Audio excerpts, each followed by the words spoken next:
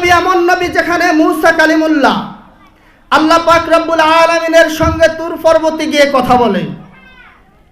প্রায় 40 বছর পর্যন্ত মুসা কালিমুল্লাহ আল্লাহর সঙ্গে কথা বলেছে।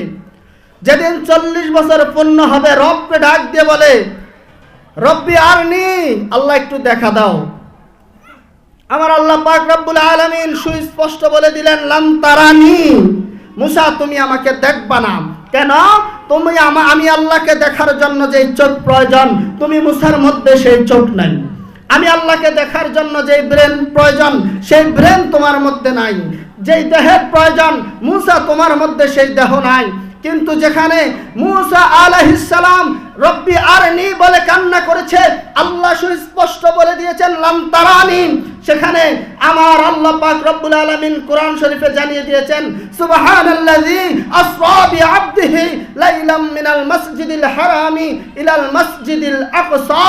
আমার আল্লাহ জানিয়ে দিয়েছে, আমি আমার বন্ধুকে, আমি রব সুবহান, আমি সুবহানে আমার বন্ধুকে রাতের কিয়দাংশের সময়ের মধ্যে সুবহানাল্লাযী আসরা বিআবদিহি লাইলাম মিনাল মাসজিদিল হারাম, মসজিদে হারাম থেকে ইলাল মাসজিদিল আকসা, মসজিদে আকসা পর্যন্ত আমি আল্লাহ নিয়েছি। বলেন সুবহানাল্লাহ। যেখানে আল্লাহর সঙ্গে দিদার করার জন্য মুসা নবী পেরেশান, সেখানে আমার আল্লাহ বলে, এটা সূরা বনি ইসরাইল 15 নম্বর পারার প্রথম সূরাটি। সেখানে আল্লাহ বলেছে যে সুবহানাল্লাযী আসরা বিআবদিহি লাইলাম মিনাল মাসজিদিল হারাম ইলাল মাসজিদিল আকসা, মসজিদে হারাম থেকে মসজিদে আকসা পর্যন্ত আমি আল্লাহ আমার বন্ধুকে এনেছি।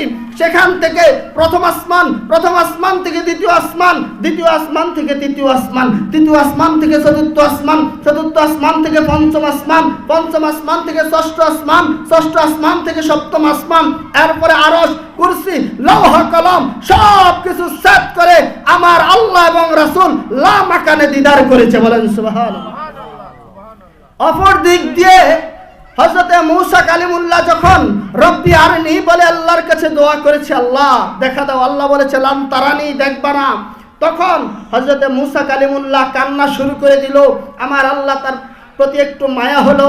আমার আল্লাহ পাক রব্বুল আলামিন ওই মুসা কালিমুল্লাহকে 70,000 নূরের পর্দার ভিতর থেকে সামান্য পরিমাণ নূরের তাজাল্লি যখন দেখাইলো, আমার আল্লাহ পাকের এই নূরের তাজাল্লি দেখার সঙ্গে সঙ্গে মুসা নবী যে তুর পর্বতে ছিলেন, সেই তুর পর্বত আমাদের জন্য সুরমা হয়ে গেছে।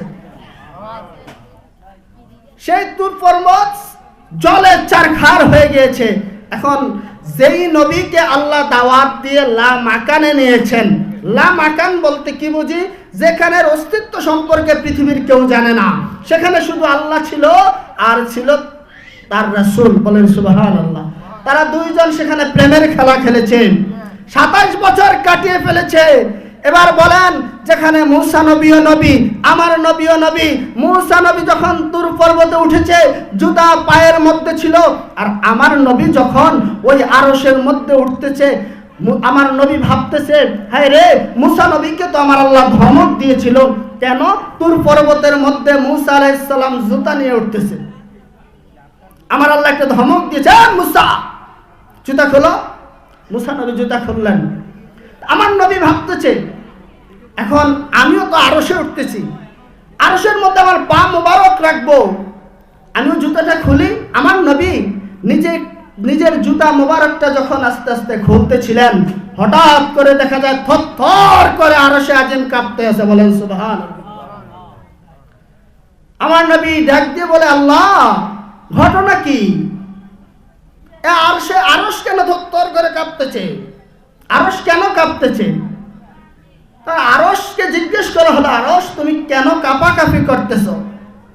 আরশ ডাক দিয়ে বলতেছে, ইয়া রাসূলুল্লাহ, ইয়া হাবিবাল্লাহ, আপনি নবীজির পায়ের জুতা মোবারকের যে ধুলা, সেই ধুলার জন্য আমি আরশ এতদিন পর্যন্ত অপেক্ষমান ছিলাম।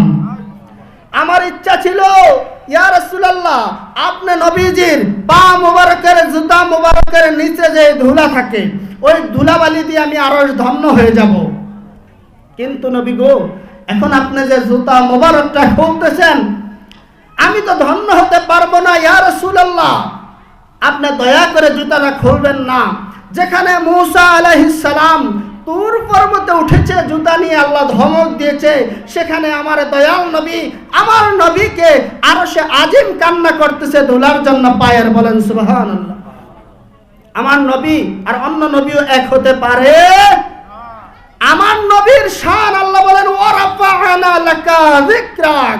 হে দুনিয়ার মোল্লারা, হে দুনিয়ার মানুষ, সাধারণ পাবলিক যারা রয়েছ, তোমরা যদি কেউ আমার নবীর শান না করো, আমার নবীর ইজ্জত না করো, ওয়ারাফা'না লাকা যিকরাক, আমি আল্লাহ আমার বন্ধুর শানকে উচ্চ মর্যাদাশীল করে দিয়েছি।